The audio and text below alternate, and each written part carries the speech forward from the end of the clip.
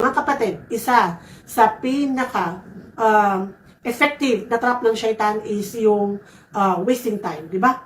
Napakadami ng mga kabataan, mga kababaihan, mga nanay na nagsasabi na hindi ko magawa ito. Gusto kong gawin to, kaya lang busy ako sa trabaho ko, busy ako sa pag-aaral ko. As in, kulang pa yung 24 hours para tapusin ko yung mga requirements ko sa school, sa opisina. Yung mga anak ko, isang katutakan kailangan nila. Pero alam mo ba, mga kapatid, na we share the same amount of time. 24 hours sa'yo, sa akin, sa kanila. Bakit nga ba may mga kababaihan, mga brothers, mga kabataan na napaka-productive ng araw-araw na pamumuhay nila? To the point na nararamdaman nila na full of baraka yung oras nila, at kung pwede lang nadagdagan pa ng isang oras ang 24 hours para mapuno nila at mabusog ang mga araw nila sa paggawa ng maraming kabutihan sa pag-aaral at magandang mga bagay na ikalulugod ng Allah subhanahu wa ta'ala. Mga kapatid, isa sa pinakamagandang handa na ihahandog natin sa Ramadan ay huwag na tayong mag-waste ng time. Right? Huwag na tayong magsayang ng minuto, ng segundo, ng araw o isang gabi. Alalahanin mo, 30 days lang ang Ramadan. Ito ay bilang na bilang. Isang tulog mo lang, nawala na yung isa. Pag tulog mo na pangalawa, nawala na yung dalawang araw. Magigising ka na lang, tapos na yung Ramadan nang walang nangyari sa ating mga buhay na parabagang hindi natin nasulit yung mga ibada na dapat nating ginawa sa Ramadan. Mga kapatid, karamihan sa dahilan kung bakit natatapos ang Ramadan at walang productive na Ramadan ay dahil hindi natin alam yung value ng time.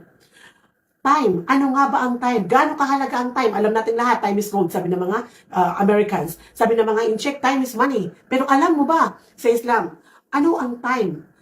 Al-waqtu huwal haya.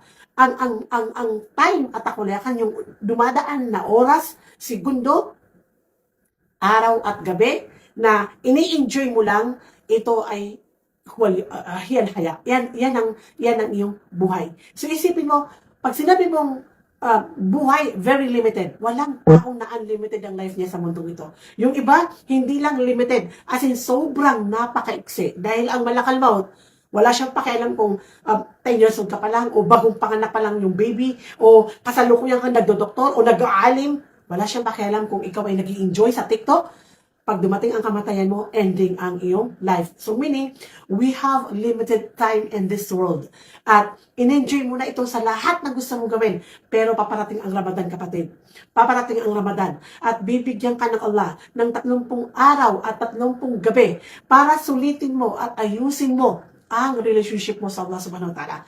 Kung sa palagay mo, napakalayo mo na sa Allah, bibigyan ka ng Allah ng 30 days and 30 nights to reconnect your relationship with Allah subhanahu wa ta'ala. To repent. Kung sa palagay mo, nagsasala ka, pero kulang pa yung mga good deeds na gusto mong gawin, bibigyan ka ng Allah subhanahu wa ta'ala ng Ramadan na full of baraka para tuluyan mo nang ma-achieve yung goal mo na you want to be successful in this world and more of the hereafter because you want to enter paradise.